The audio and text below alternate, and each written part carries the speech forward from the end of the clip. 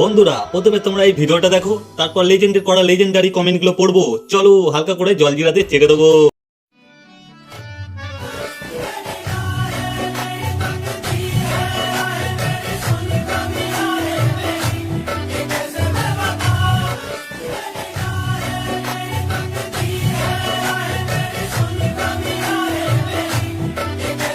तो चलिए शुरू करते हैं।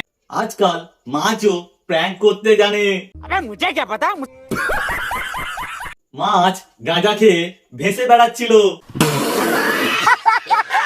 শালা মাছগুলো নাটক করতে শিখে গেছে।